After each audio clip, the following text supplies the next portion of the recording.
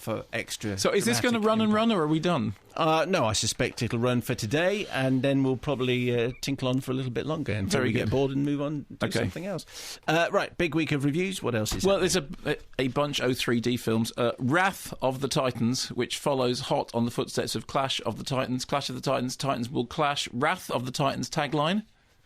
They're really cross this time. No, feel the wrath. Or the wrath. What are we saying? Wrath or wrath? I think it's wrath, isn't it? Yeah, isn't that a bit of a cop out? What? Just feel the wrath. Feel the wrath. Yeah, it is. It's rubbish. It's no worse than Titans will clash. Feel the clash would have been all right. Ian Forbes has emailed. He said this is just, it must have been just lob anything in. It is. That's right. At the studio, if you just put feel the insert first word of film, and this is going to be another game. But anyway. Here we go.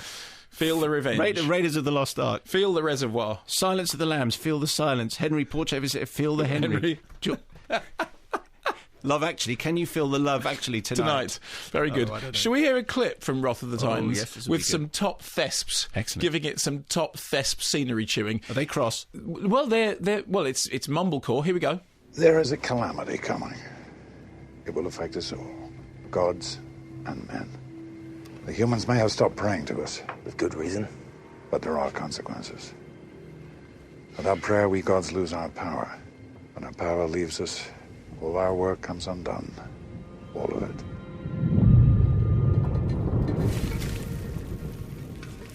The walls of Tartarus are falling.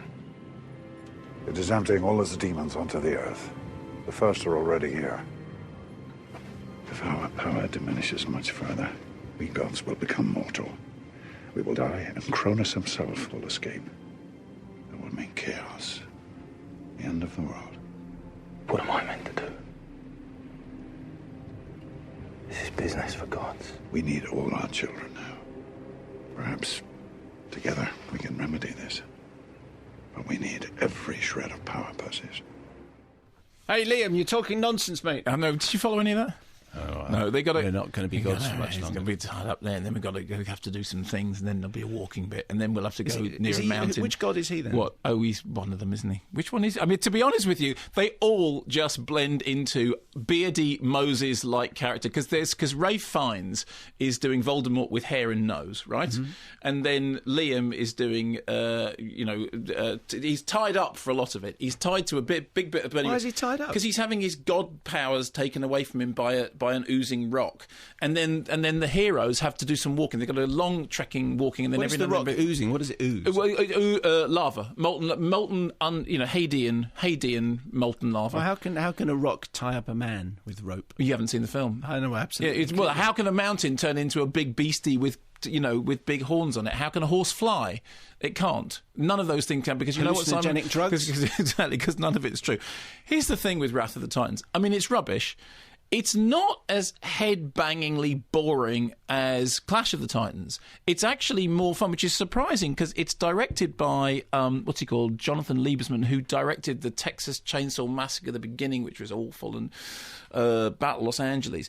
And but actually, although it's incoherent, whiffling nonsense of sandals and everyone in dresses and everyone filthy and getting thrown around and there's a key line in it. Somebody says, "What is that?" And Sam Winton says, "It's big." And the whole film is, it's big, right? Every single thing saying, it's big. And you thought that was big, here's something else. And there's another big. And then there's a bit when a whole mountain gets up and turns into a person, and that's really big. And everything, and they're all looking up. Remember, Ewan McGregor said that his role in the early Star Wars movies was to walk into rooms and look up at things, because everyone was... Well, in this, there's an awful lot of looking up, and then getting a piece of metal that goes, which turns into a... Then you've got to throw it at the big looky up thing. And it's all over the place.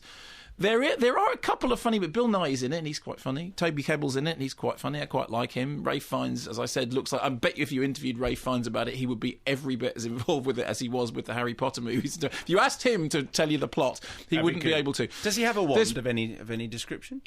No, but he's got Star Wars powers. Oh, okay. There's a bit when he and Liam have to hold hands and go...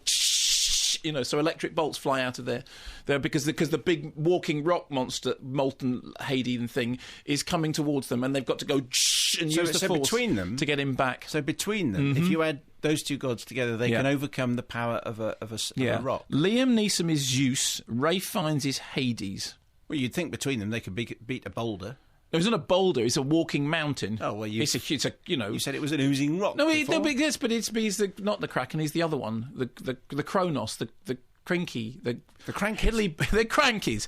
The mountain turns into the molten Crankies, and there is one bit in it in Does which Jimmy Clitheroe have a role? He doesn't.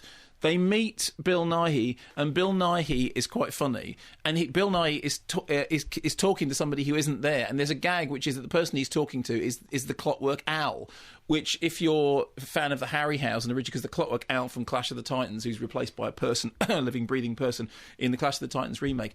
However, I did spend the whole film thinking, if you go down to the London Film Museum on the South Bank, they've got a Ray Harryhausen room there where you can see all the Harryhausen models and how he did, all the stop motion stuff that he did. And when I was in New York, we were looking at early bits of, King Kong with all the stop motion photography. And no matter how much digital photography you throw at me in Wrath of the Titans, none of it impresses me. And anyway, none of it impresses me in the way that watching the Harryhausen, models doing that stop motion movement thing impressed me at all. So it's rubbish and it's incoherent and blah blah blah blah. And Sam Worthington, I'm surprised by, because Sam Worthington, who's been in all these massive movies and yet seems to be an absolute non-entity on screen. I was wondering whether Sam Worthington now counts as a star. Because, he's been in massively successful films, but he is so hugely unremarkable. And in this, he has gone completely full Australian or New Zealand. I mean, the clash of the accents is great, but he said, we've got to get down there because, if we don't, it's going to be really bad stuff's going to happen. And who's he? He's Sam Worthington. I know, but who is he? He's the lead person. He's Perseus. He's Perseus and the Lightning Thief. So, very good. Is it in 3D? Well, I saw it in 2D. Oh. Which was good. That's why you haven't been rude about the 3D-ness. Well, because I've just given up. But it was offered to you in 2D. It was offered me in 2D. In fact, on the poster it says, in 3D also. See also in 2D, and I decided to see also in 2D. What else is in? Also 3D? I did see in 3D. Street Dance 2D. Street Dance 2D I saw in 3D, and the plot of the first Street Dance movie is Remind me. Well.